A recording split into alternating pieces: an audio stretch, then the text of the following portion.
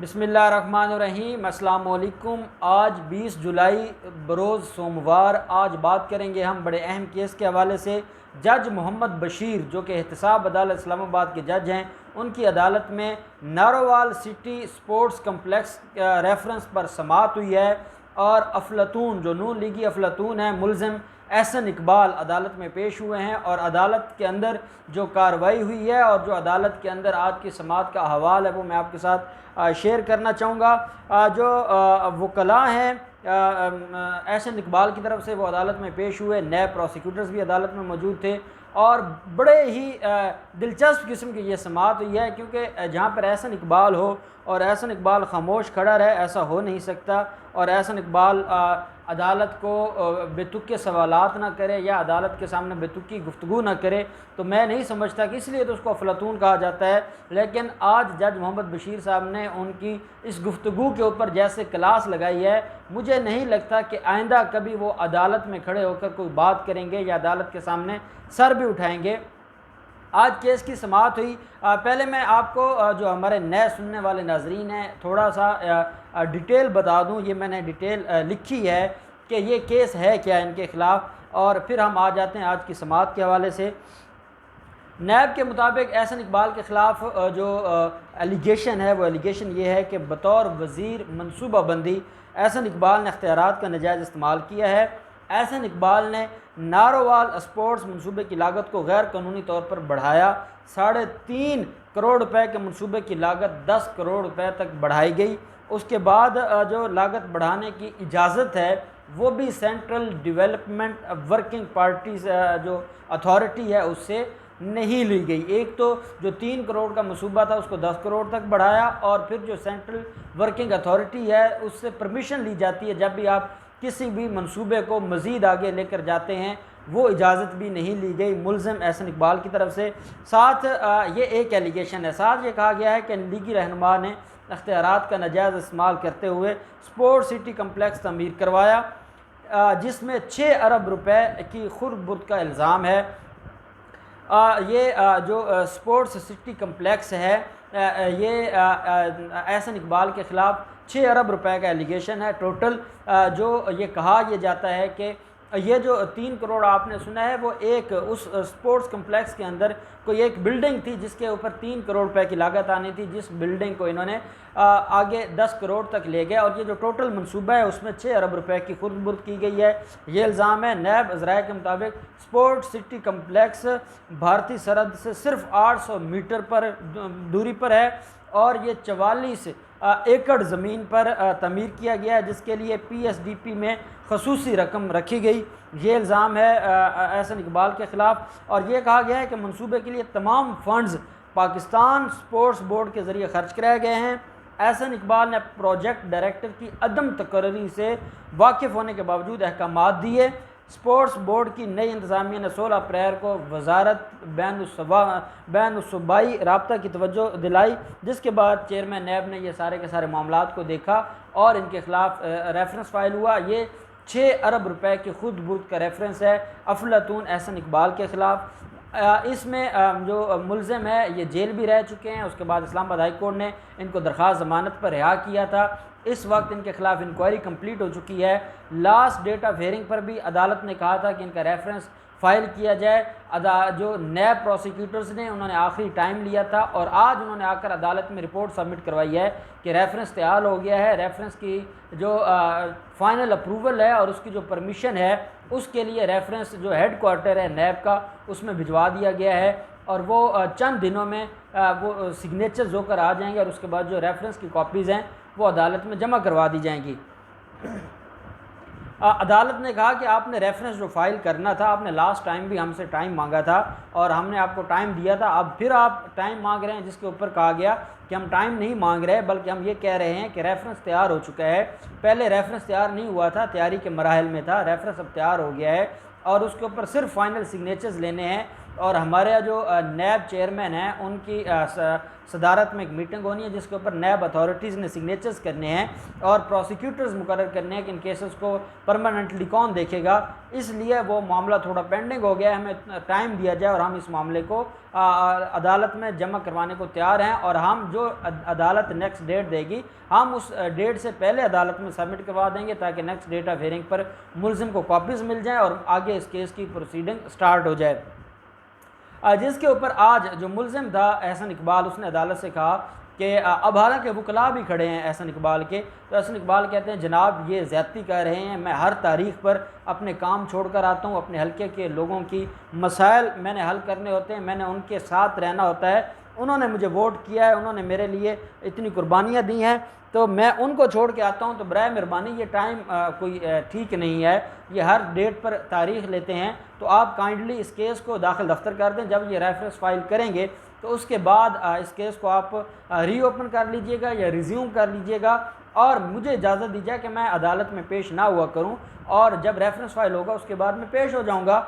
और ये जो मेरा टाइम ज़ाय किया जाता है और मैं अपने हल्के की आवाम की खिदमत से महरूम हो जाता हूं, तो ये बड़ी ज़्यादती हो रही है और मैं समझता हूँ कि नैब ये ज़्यादती कर रहा है। जज मोहम्मद बशीर साहब ने कहा कि देखें एहसन इकबाल साहब आप खुद बात ना करें, आपके वकला खड़े हैं और वो बात करेंगे और जो कानून के मुताबिक प्रोसीजर होगा वो किया जाएगा। वकला ने कहा कि ठीक है जनाब हमें कोई एतराज़ नहीं है, जब रेफरेंस फाइल होगा तो कार्रवाई शुरू हो जाएगी। फिर एहसन इकबाल बोल पड़े, उन्होंने कहा जनाब इन्होंने रेफरेंस फाइल नहीं करना। तो जज मोहम्मद बशीर ने कहा कि लगता यह है एहसन इकबाल साहब आप ये चाहते हैं कि जो इंक्वायरी रिपोर्टें हमारे पास पहले मौजूद हैं हम उनकी बुनियाद पर फिर आज ही आपके ऊपर फ़र्द जुर्म लगा दें। अगर आपको इतना ही शौक़ है फ़र्द जुर्म आयद करवाने का तो हम आज ही लगा देते हैं, फिर हम क्यों इंतज़ार करें। और फिर जो एविडेंस पहले से अवेलेबल है, जो रिकॉर्ड पहले से अवेलेबल है, उसकी बुनियाद पर फ़र्द जुर्म आयद कर देते हैं और आप फिर तैयार हो जाएँ, हम फ़र्द जुर्म लगा देते हैं।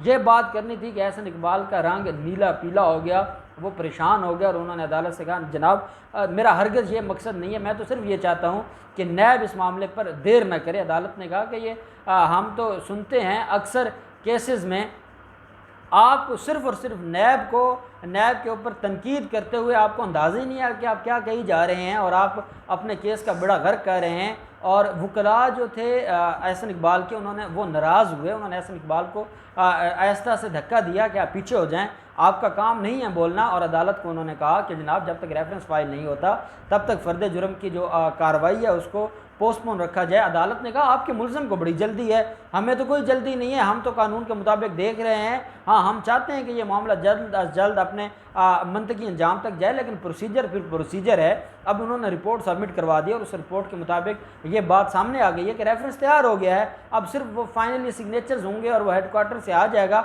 और वो इन्होंने अगले हफ्ते में जमा करवा देना है, तो हमें तो कोई एतराज़ नहीं है।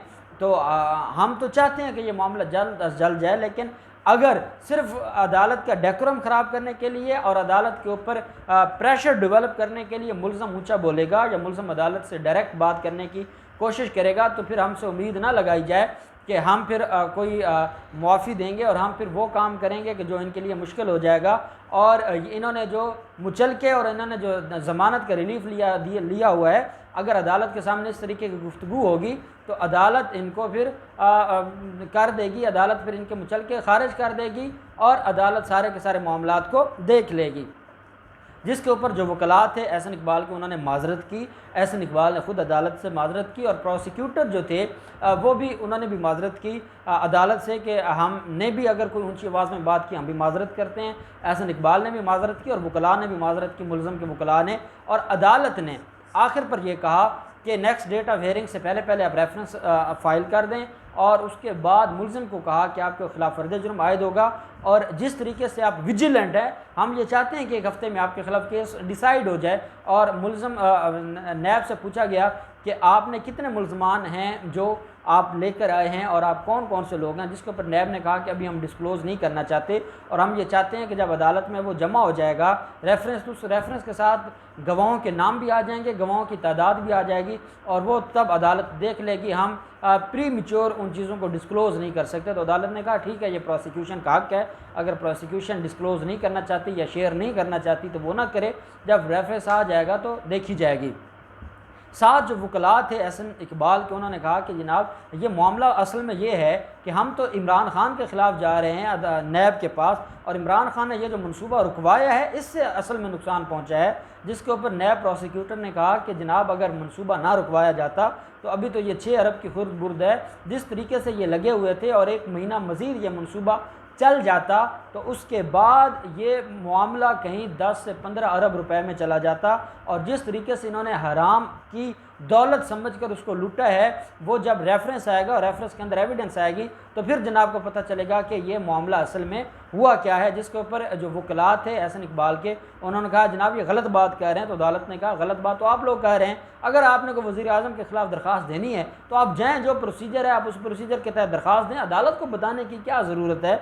और दूसरी बात यह है कि जब भी अदालतें, जब भी हुकूमतें किसी प्रोजेक्ट को रुकवाते हैं तो उसके बाद फिर वो ख़ुद उसको देख लेते हैं कि जब बेहतर टाइम आता है और हुकूमत के पास को फंड्स आ जाते हैं तो वो किसी बेहतर आदमी के ज़रिए उनको उनकी तकमील हो जाती है, और वो गवर्नमेंट प्रॉपर्टी है, वो कोई ज़ाया नहीं हो रही। और आप इस मामले पर परेशान ना हो, आप अपने केस को देखें और आप अपने केस की तैयारी करें और आप अपने केस के ऊपर ध्यान दें। जिसके ऊपर एहसन इकबाल ने कहा जनाब ठीक है वो हमारा अलग मामला है और हम नैब के पास जा रहे हैं। नैब प्रोसिक्यूटर्स ने कहा अगर आपके पास कोई दरख्वास्त है तो हम आज ही ले जाते हैं और हम वहाँ पर जमा करवा देते हैं। तो जो वकला थे एहसन इकबाल के, उन्होंने कहा नहीं हम खुद दरख्वास्त जमा करवा सकते हैं, आपकी मेहरबानी। और इस तरीके से अदालत ने इस केस की जो समाअत है वो 26 अगस्त के लिए पोस्टपोन कर दी है। अदालत ने अपने ऑर्डर में लिखा है कि 26 अगस्त से पहले रेफरेंस फाइल होगा और 26 अगस्त को कोशिश की जाएगी। अदालत ने कहा कि हम मुलजिम को कॉपीज़ भी प्रोवाइड कर दें रेफरेंस की, और साथ 26 अगस्त को ही हम फ़र्द जुर्म आयद कर दें, और फिर जो गवाहान हैं, जो गवाहान होंगे उनको बुलाया जाएगा। और उसके बाद अदालत ने कहा कि हम 1 हफ़्ता 2 हफ़्ते में ये केस फ़ाइनल मरहले की तरफ ले जाएंगे। और एहसन इकबाल को क्योंकि जेल जाने की जल्दी है और वो अपने ओवर कॉन्फिडेंस की वजह से वो मारे जाएंगे, और वो जिस तरीके से केस के अंदर अपनी एफिशिएंसीज दिखा रहे हैं वो उनके गले पड़ जाएंगी, और वो लंबे अरसे के लिए, क्योंकि इसमें सज़ा तो होनी है, बहुत बड़ा फ्रॉड किया है। और ये पब्लिक डॉक्यूमेंट हैं कि आपने ये जो प्रोजेक्ट स्टार्ट किया कितने में किया, उसके बाद आपने अगर उसको बढ़ाया है किसकी इजाज़त से बढ़ाया है, आपने फ़लाँ अथॉरिटी से इजाज़त नहीं ली, वो नहीं ली, वो पब्लिक डॉक्यूमेंट्स हैं और वो एडमिटेड हैं, और ये पब्लिक डॉक्यूमेंट इसके गले पड़ जाएंगे और इसको सज़ा होगी और ये लंबे अरसे के लिए जेल में जाएगा। नेक्स्ट डेट ऑफ हियरिंग पर जो भी कार्रवाई होगी हम आपके साथ शेयर करते रहेंगे। अल्लाह पाक हम सब का हामी नासिर हो। बहुत शुक्रिया। अल्लाह हाफिज़। पाकिस्तान जिंदाबाद।